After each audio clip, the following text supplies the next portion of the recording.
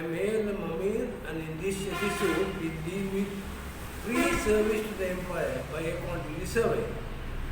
During my long career as a quantity surveyor in senior positions for decades, I used to receive many CVs from quantity surveyors asking for possible openings in my company. Still, I get a few to forward the application to my friends abroad.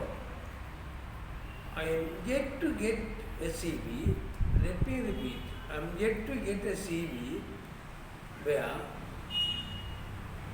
the quantity survey says he or she will be able to give free service to the employer or try to give free service to the employer. Normally, interview preparation experts who give millions of views in the YouTube, they give two important questions. First of all, the interviewer would like to know you, explain about yourself. And what is the next question is, what is the advantage in employing you rather than others? So these two questions should be answered by a person for success in the interview. Actually, this uniqueness of this quantity survey profession is able to provide free service to the employer. That explains the above two factors. Normally, all employers like free service. So, in my opinion, every keyword should profitably use this uniqueness of the profession. Especially in the present circumstances, when lot of redundancies, QSs are forming, clubs to help each other. This possibility of free service to the employer should be considered by each and every QS. The quantity survey educators also must give a lot of weight to this uniqueness of the profession. This will certainly be helpful in interviews to secure jobs. I can still remember a smart QS earned 500,000 Saudi riyals just in one day, which prompted me to write an article in the AIQA magazine stating that QSs should become smart and work as advisors to international investors and earn in excess of $100,000 a week. It was published in the Building Economics magazine 2011 regarding the option to earn big but without $100,000 for a week. It is true that this particular QS was at the right place at the right time to finish that deal. Every QS cannot be at the right place at the right time to make such a deal. But the basic, able to provide free service to the employer should be the norm. There seems to be a confusion about this free service to the employer by a quantity survey, by even some QS educators. Some learned QSs are of the opinion that quantity survey is working without salary.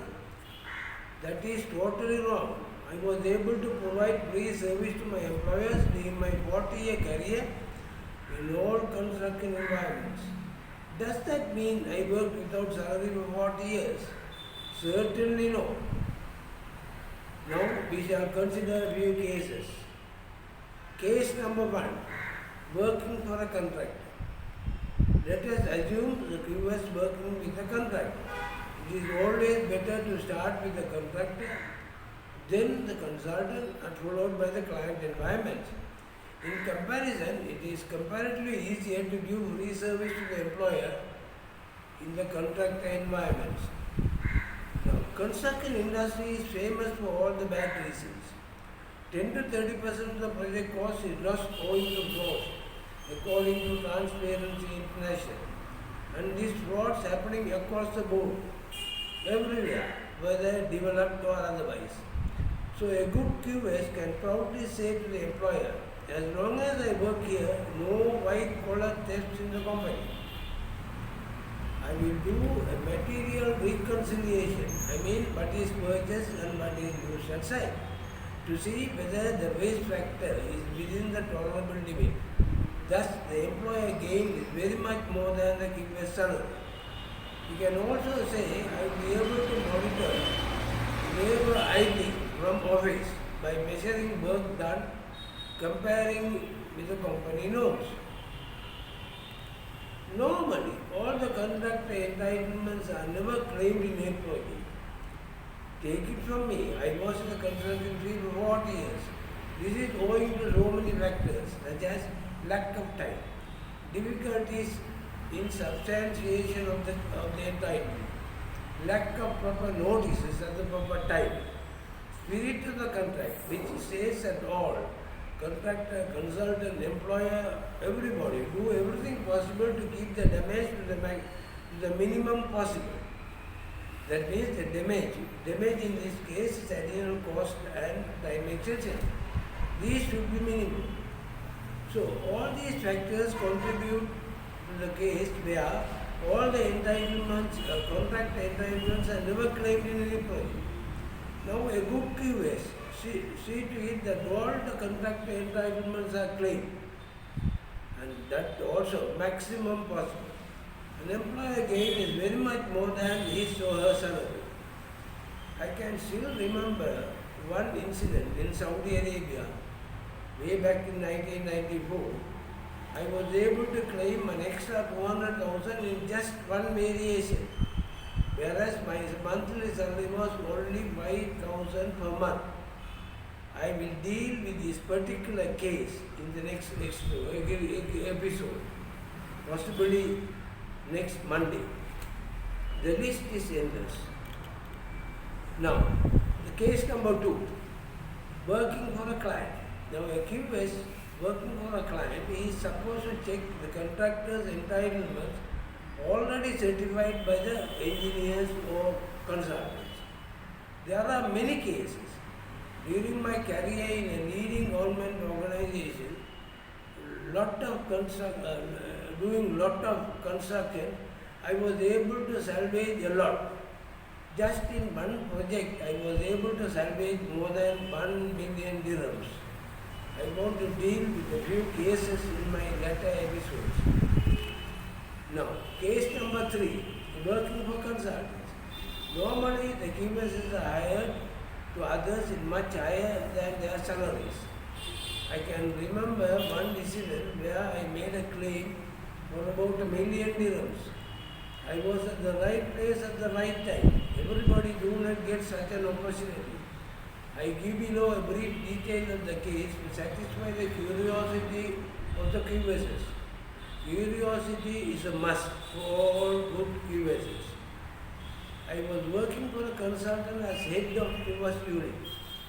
I saw entitlements pending for years, long before I joined the company. This entitlement is for consultants' entitlement. I made inquiries with the engineers concerned. They told me that it is an urgent project. We consultants always late in submitting the details. He told me you will get nothing, just waste of time. That increased my curiosity. I did a detailed study of the entitlement.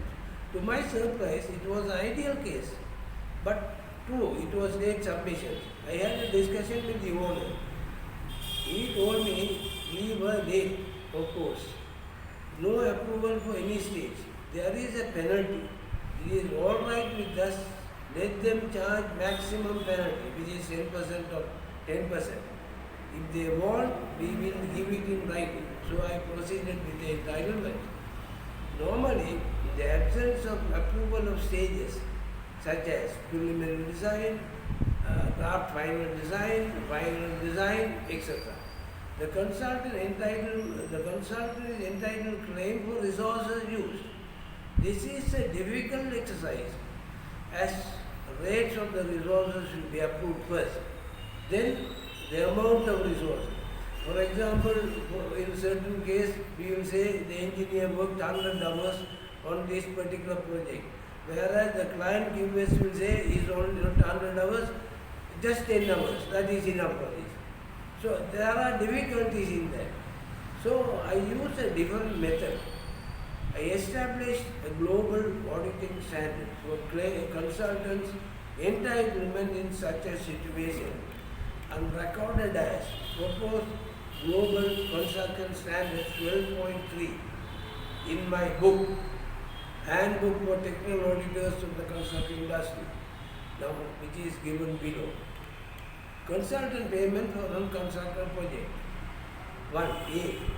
If the project was centered and subjected to satisfactory of the following full amount for the final design based on the accepted percentages as per engineer's cost estimate to be paid. First one, there were nil or very minor details were required during the tender and subsequently given as scope research to the tenderers during the tender period. The submitted tenders contain nil or very minor qualification. Now, submitting of tender with the qualification implies that the design is not complete because they did not know certain details.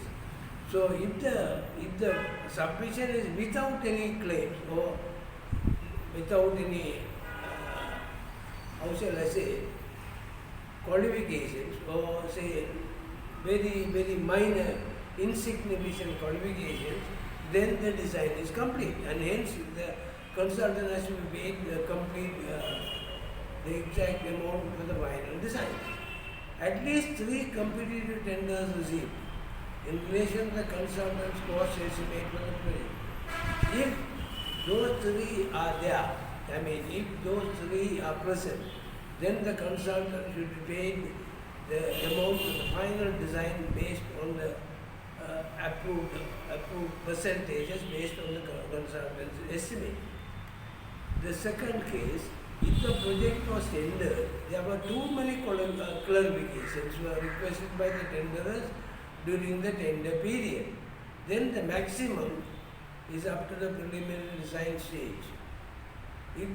Now see, if the project do not go for tender, then payment should be based on resources used by the consultant, approved on previously approved rates. This should be less than the original accepted advance payment amount for preliminary design. Thank you very much.